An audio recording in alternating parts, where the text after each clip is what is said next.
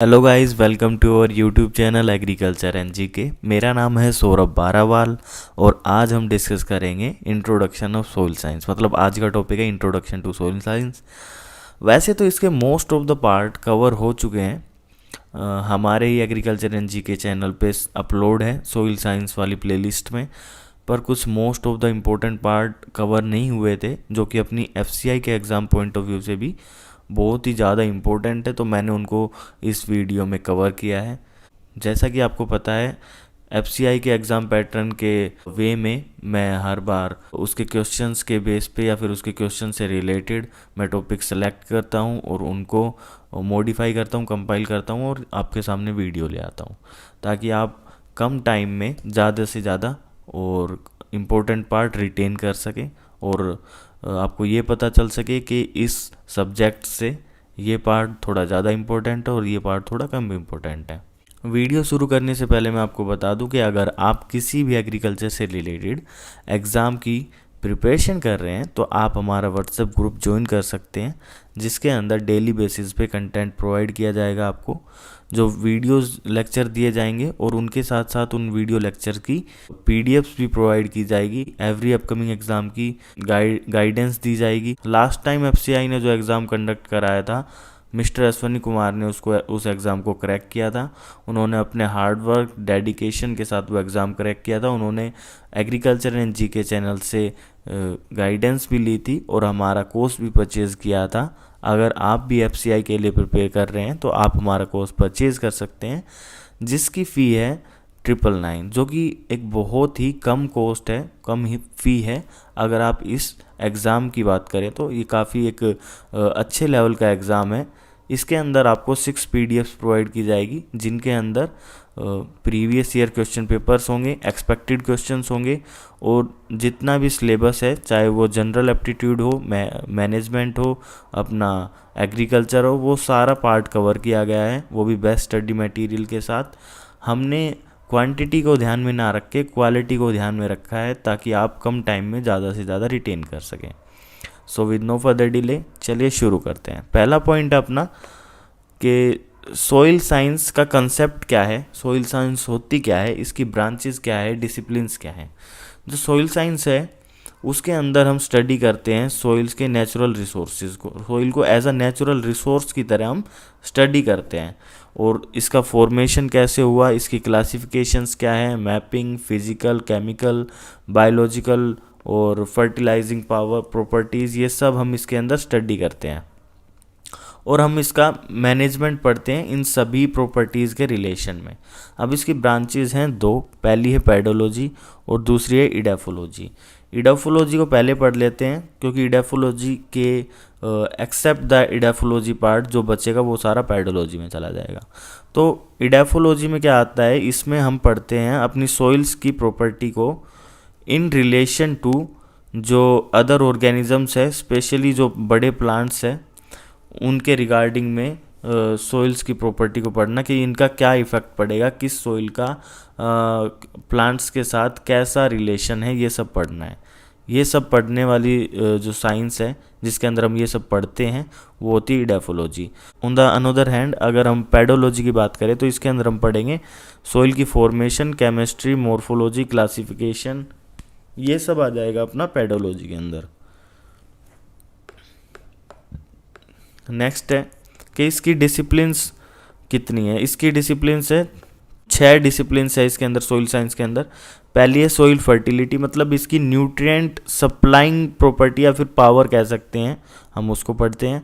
अगर हम soil chemistry की बात करें कि तो सोइल केमिस्ट्री के अंदर से सोइल के केमिकल कॉन्स्टिट्यूएंट कौन से माइक्रो मैक्रो न्यूट्रिएंट्स है, वो किस फॉर्म में प्रेजेंट है, कितनी क्वांटिटी में प्रेजेंट है, उनका आपस में क्या रिलेशन है, ये सब हम पढ़ते हैं सोइल केमिस्ट्री के अंदर। अगर सोइल फिजिक्स की बात करें तो इसमें फिजिकल प्रॉपर्टी देखी जाती है, जैसे कि अपनी बल्क डेंसिटी हो गई या फिर पोरोसिटी हो गई और या फिर पोर स्पेस हो गए, और बल्क डेंसिटी के साथ पार्टिकल डेंसिटी, ये सारी पार्टिकल डेंसिटी वगैरह ये सब आ जाती है अपनी सोइल फिजिक्स में। अगर हम सोइल माइक्रोबायोलॉजी की बात करें तो सोइल्स के अंदर जो माइक्रो ऑर्गेनिजम्स पड़े हैं, मतलब होते हैं, उनकी पॉपुलेशन, उनका फंक्शन उस सब से डील करने वाला करने वाली जो साइंस है वो सॉइल माइक्रोबायोलॉजी हो जाती है। और उसके बाद है सॉइल कंजर्वेशन।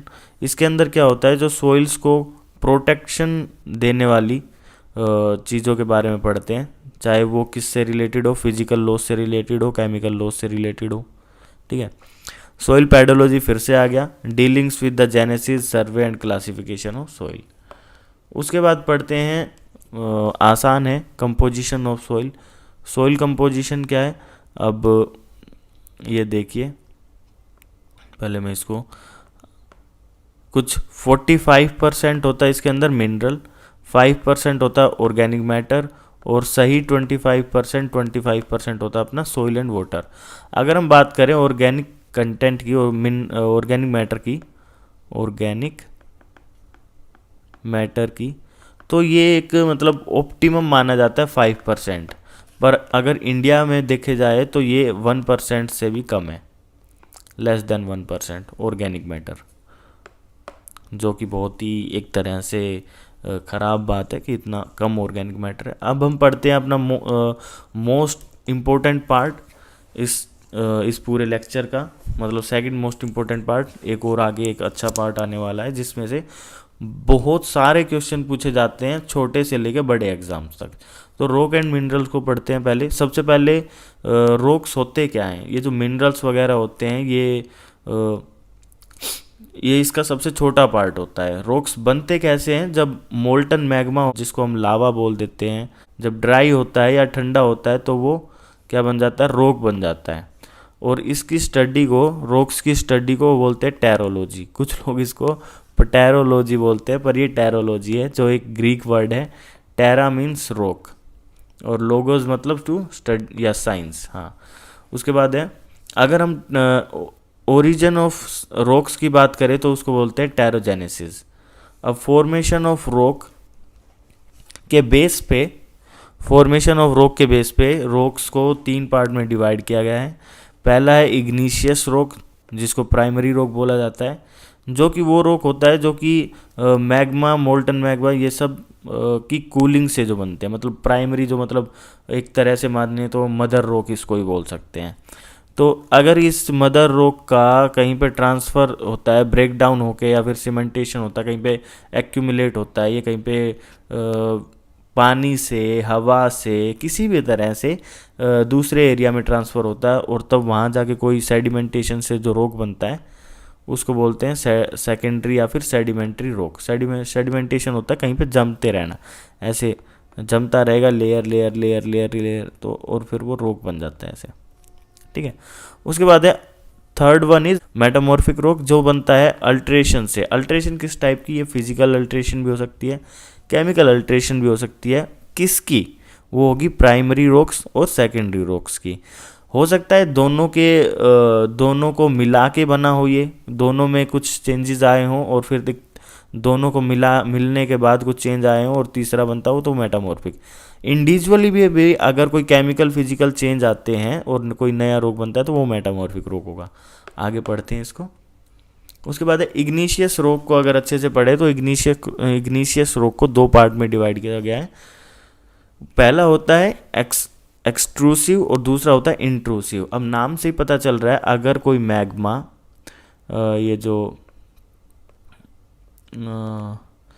ये वोल्केनो बना दिया, अगर कोई मैग्मा ऐसे सॉइल के ऊपर ही जमा हो रहा है, मतलब ऊपर जमा हो रहा है अगर सरफेस के ऊपर, तो वो होगा एक्सट्रूसिव। अगर वो नीचे ही जमा हो रहा है, यहाँ से नीचे ही जमा हो रहा है सॉइल के, तो वो होगा इंट्रूसिव। ठीक है। सॉइल के अपर सरफेस पे, मतलब सॉइल के ऊपर, तो हो जाएगा एक्सट्रूसिव, और सॉइल के नीचे तो हो जाएगा इंट्रूसिव।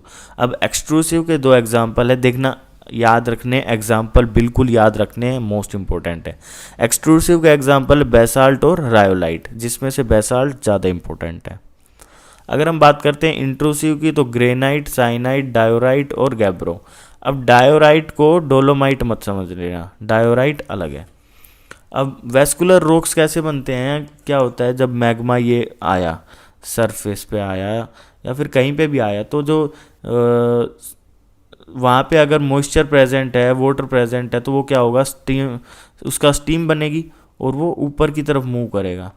तो उसके अंदर ऐसा वेस्कुलर टाइप का कुछ बन जाएगा, यहाँ पे ऐसे वेसल्स बन जाएंगे उसके अंदर, रॉक के अंदर जो नया बनने वाला है, तो वो हो जाएंगे वेस्कुलर रॉक्स। अब बात करते हैं, अगर हम सिलिका कंटेंट की बेस पे अगर हम इग्नीशियस रॉक को डिवाइड करें तो हो जाएगा 3 टाइप का।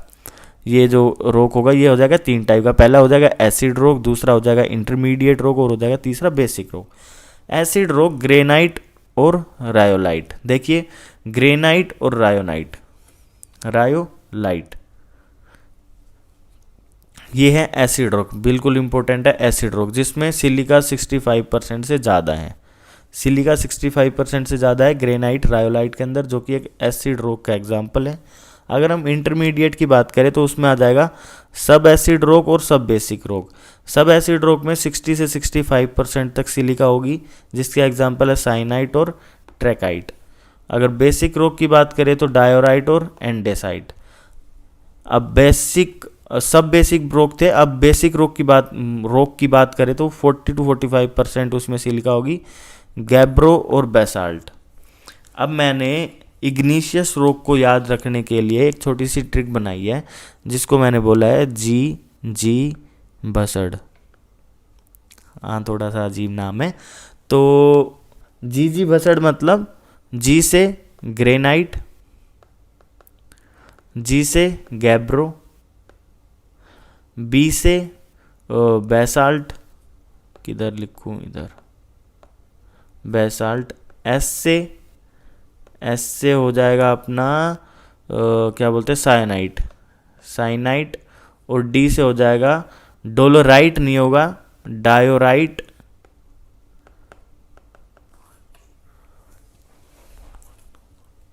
डोलोमाइट नहीं होगा, डायोराइट। ठीक है, उसके बाद है, अगर इनकी विजुअल देखना चाहते हो तो इंट्रूसिव हो गया, ये ग्रेनाइट हो गया, डायोराइट हो गया, गैब्रो हो गया, पेरिडोटाइट हो जाएगा। एक्सट्रूसिव में आ जाएगा रायोलाइट, एंडीसाइट, बेसाल्ट और कोमेटाइट। उसके बाद हम बात करते हैं अपना सेकंड टाइप रॉक्स का, सेडिमेंट्री रॉक जिसको बोलते हैं।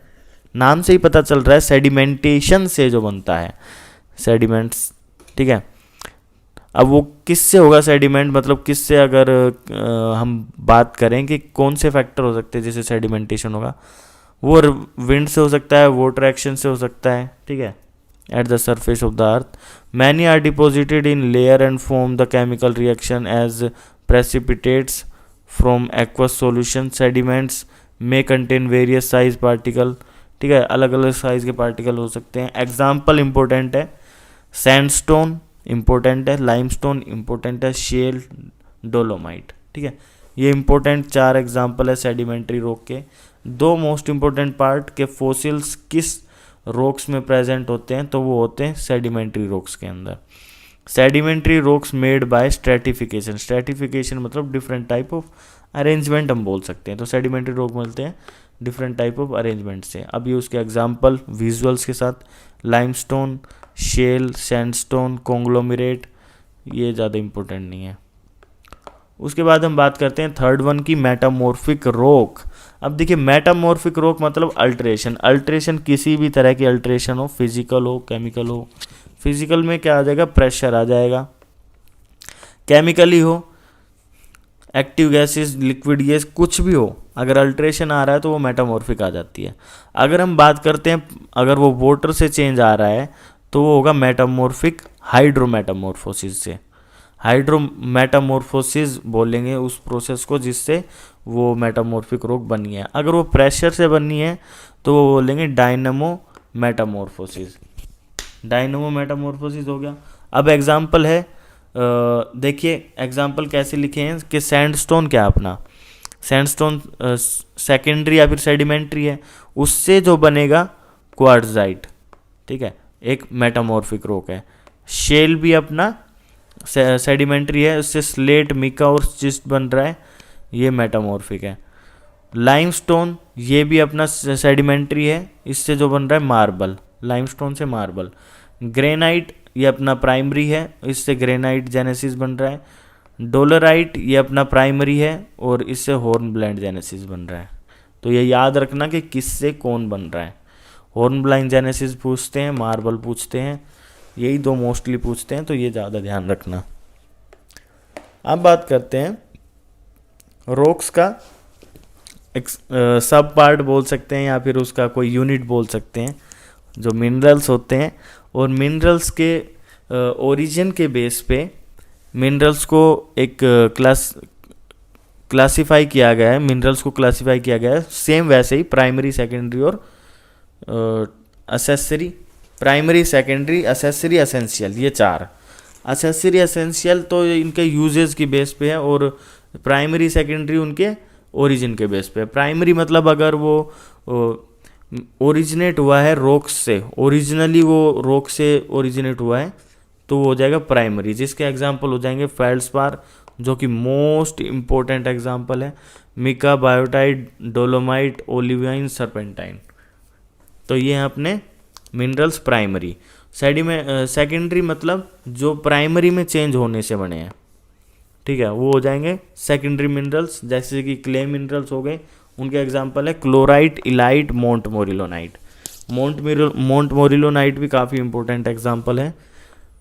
क्यों एग्जांपल इंपॉर्टेंट है, इसके लिए मैंने एक अलग से स्लाइड बना दी है, उसमें इम्पोर्टेंट पार्ट लिखा है जो काफ़ी एग्जाम्स में आ चुका है और उम्मीद है कि आगे भी आएगा। उसके बाद है असेंशियल मिनरल्स कौन से होते हैं जो कि चीफ कॉन्स्टिट्यूएंट होते हैं रॉक्स के, वो है फेल्ड्स्पार, पायरोक्सोन्स, मिका। उसके बाद है which are in small quantity present होते हैं या फिर जिनकी एब्सेंस से प्रॉपर्टी अल्टर नहीं होती है रॉक्स की, ठीक है, वो स्मॉल क्वांटिटी में होते हैं और जिनकी एब्सेंस से प्रॉपर्टी अल्टर नहीं होती, मतलब जिनकी प्रेजेंस एब्सेंस उस रॉक की प्रॉपर्टी को चेंज नहीं कर रही है, तो वो हो जाएंगे असेसरी मिनरल्स। एग्जाम्पल है टोरमालाइन और मैग्नेटाइट। Next slide. तो प्राइमरी मिनरल्स में अब एक छोटा सा मैंने इसमें पार्ट कवर किया है जो एक्सपेक्टेड है, तो इसको भी थोड़ा सा ज़्यादा दिमाग लगा के थोड़ा सा ज़्यादा फोकस के साथ एक बार देखते हैं। फेरो मैग्नीशियम मिनरल्स, क्योंकि ये एक्सपेक्टेड हो सकता है इसमें से आना, तो फेरो मैग्नीशियम मिनरल्स में आ जाते हैं ऑर्थो आयनोसिलिकेट्स। फेरो मैग्नीशियम मिनरल का मतलब होता है उसके अंदर आयरन भी होगा, मैग्नीशियम भी होगा, ठीक है। फेरो मैग्नीशियम इसमें आ जाएगा ऑर्थो आयनोसिलिकेट, मतलब ओलिवाइन, पायरोक्सोन्स, एम्फीबोल्स। फाइलोसिलिकेट्स, बायोटाइट, म्यूस्कोबाइट, इनके अंदर पोटाशियम भी होता है, पोटाशियम, एल्यूमिनियम, ये सब होता है। और बायोटाइट और म्यूस्कोबाइट किसके एग्जांपल है, बायोटाइट और म्यूस्कोबाइट हो गया अपना फाइलोसिलिकेट्स के। उसके बाद है नॉन फेरो मैग्नीशियम कौन से होते हैं, टेक्टोसिलिकेट्स, जिसमें फेल्ड्स्पार आ जाएगा,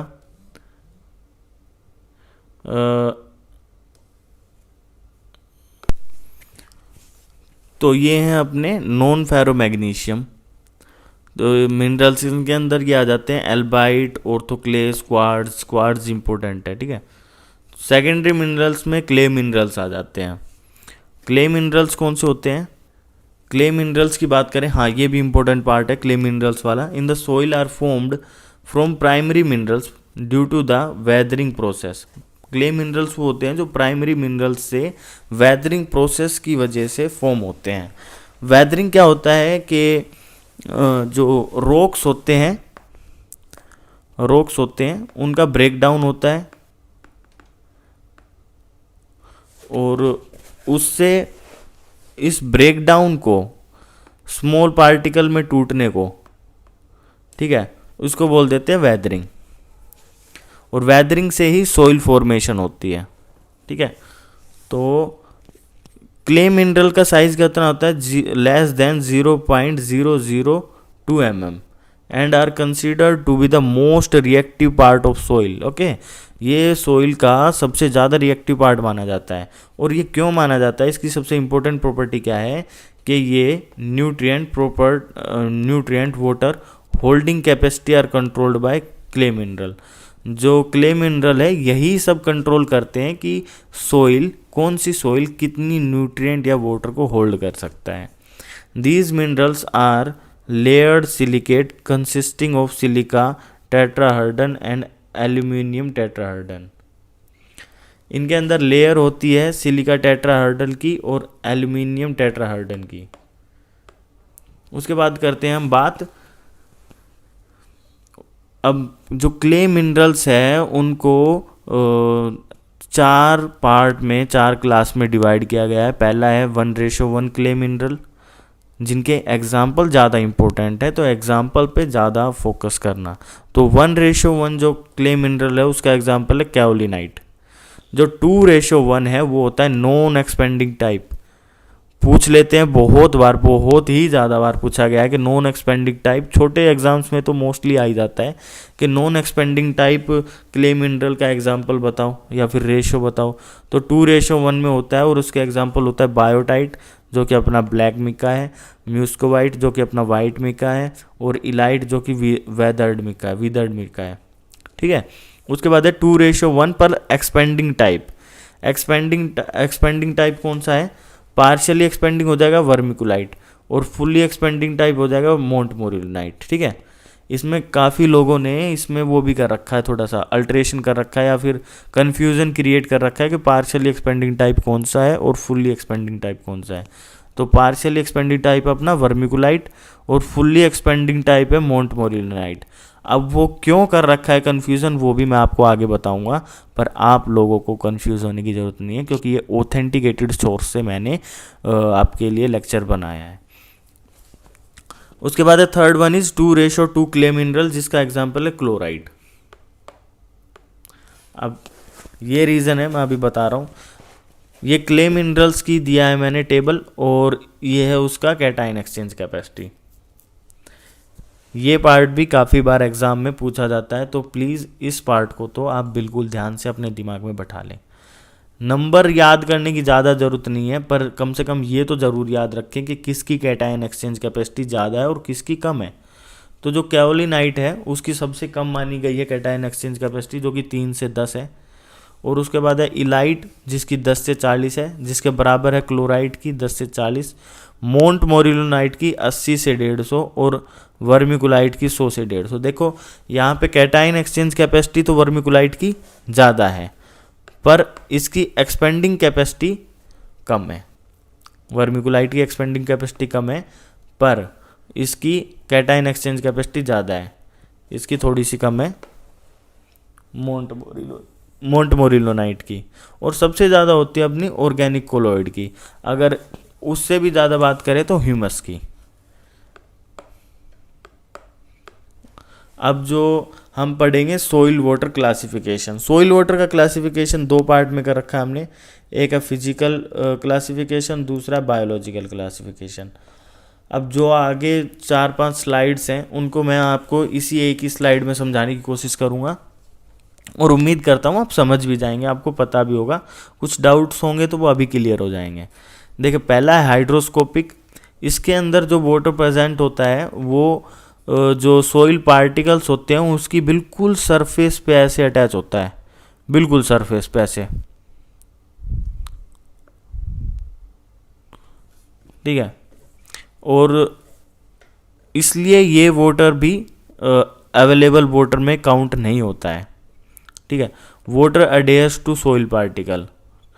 जो कैपिलरी वाटर है अब वो इसके साथ साथ प्लस ये जो गैप है जिसको हम माइक्रोपोर बोलते हैं, ये कौन से होते हैं? माइक्रोपोर।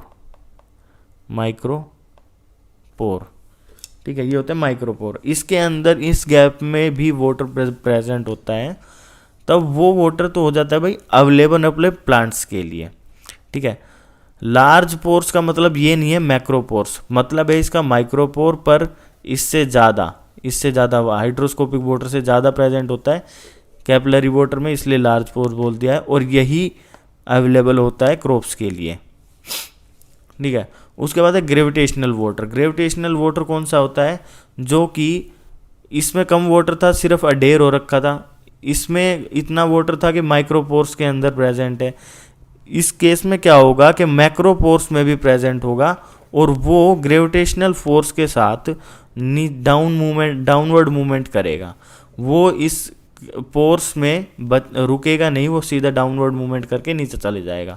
जो एक्स्ट्रा वाटर होगा वो ग्रेविटेशनल वाटर है वो एस्केप कर जाएगा। तो ये 3 टाइप के अपने फिजिकल टाइप पे हमने पढ़ लिए हैं।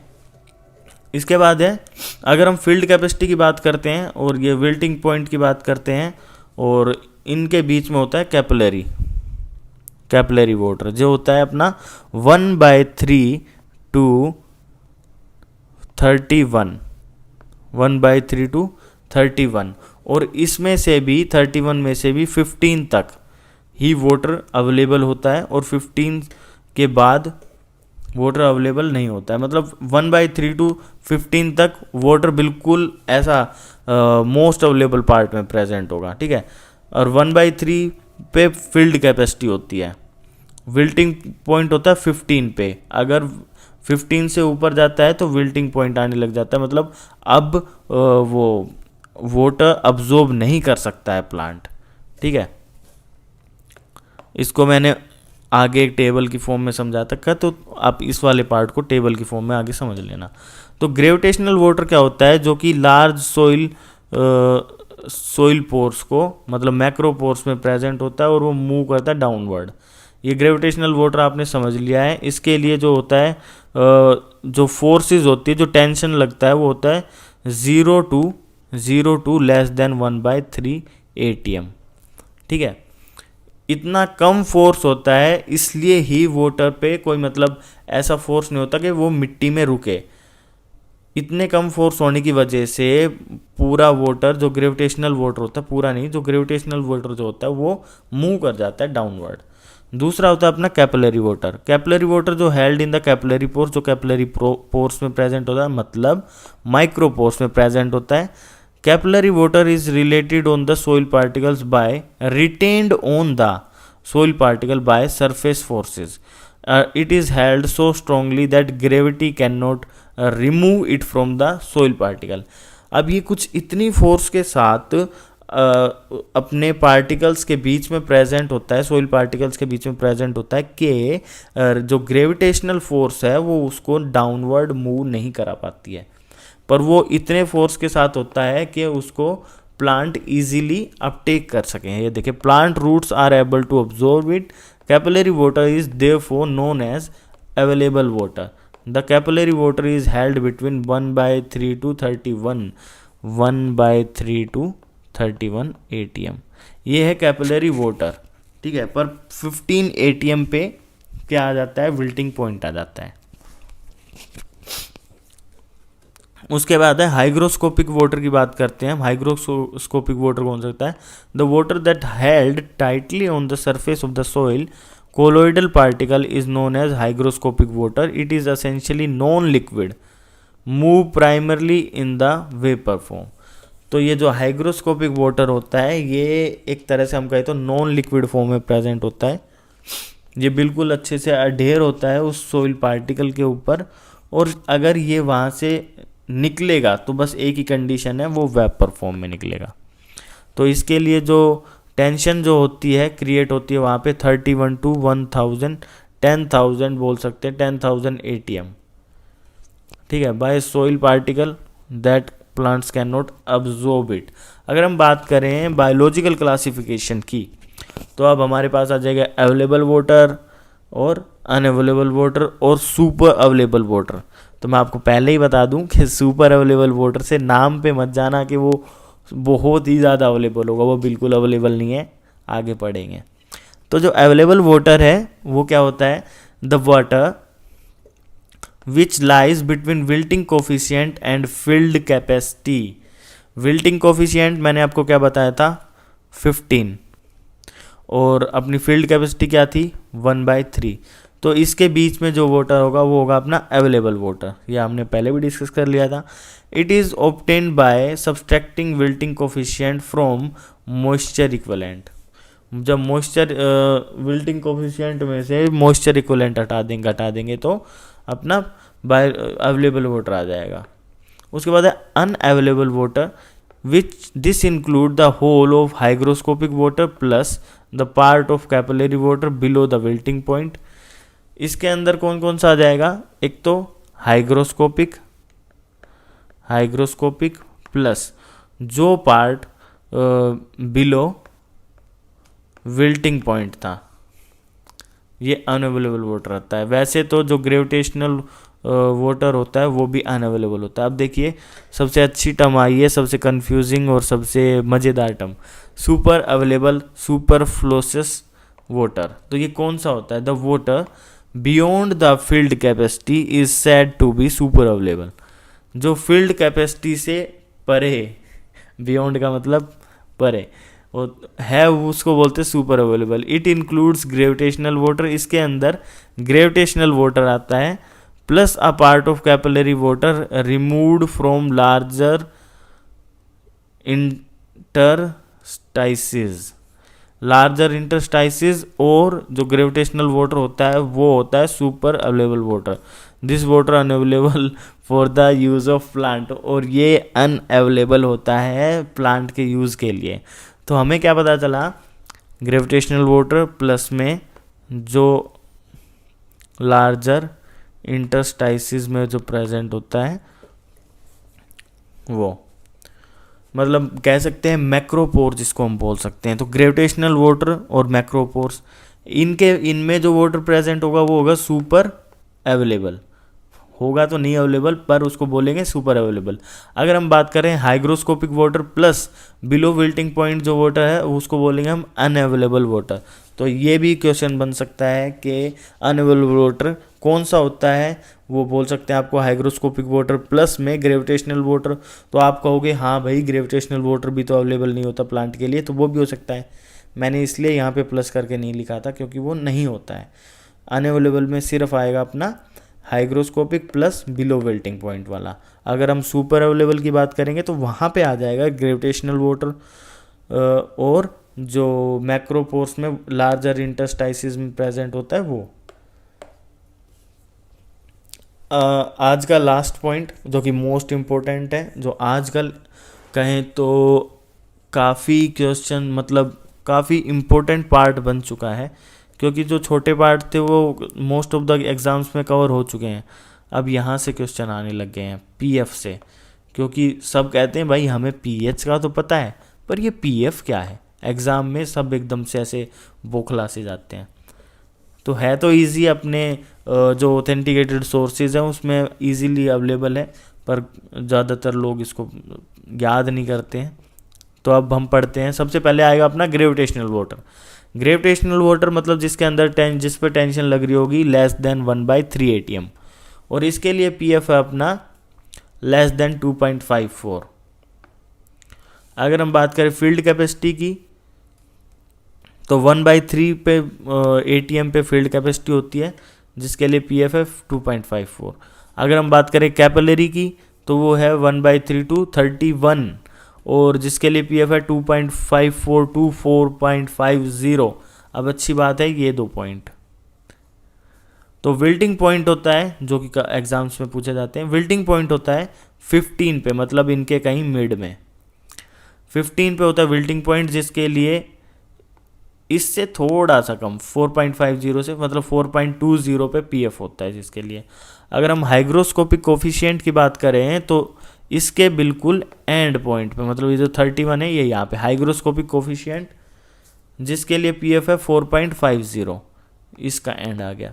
अगर हम हाइग्रोस्कोपिक वाटर की बात करें, कोफिशिएंट नहीं हाइग्रोस्कोपिक वाटर, तो वो 31 to 1000 या फिर 10,000 भी बोला जाता है जिसको, वो आ जाता है हाइग्रोस्कोपिक वाटर। ठीक है, उस जिसके लिए पीएफ होता है 4.50 से 7। इसी के साथ हमारा लेक्चर कंप्लीट होता है। उम्मीद करता हूँ आपको ये लेक्चर पसंद आया होगा। अगर आपको ये लेक्चर अच्छा लगा है तो प्लीज़ इसको लाइक करें, अपने फ्रेंड्स के साथ शेयर करें, शेयर करना ना भूलें, और हमारे यूट्यूब चैनल को भी सब्सक्राइब करें। मैं अभी तक के FCI के 5 लेक्चर अपलोड कर चुका हूँ, और ऐसे ही मैं लेक्चर्स आपको प्रोवाइड करता रहूँगा with best study material content, ताकि आपको भी इजी रहे उनको रिटेन करने में, पढ़ने में फोकस के साथ, कम टाइम में ज़्यादा कवर करने में। तो अभी के लिए चलता हूँ, मिलते हैं नेक्स्ट लेक्चर में। Thank you.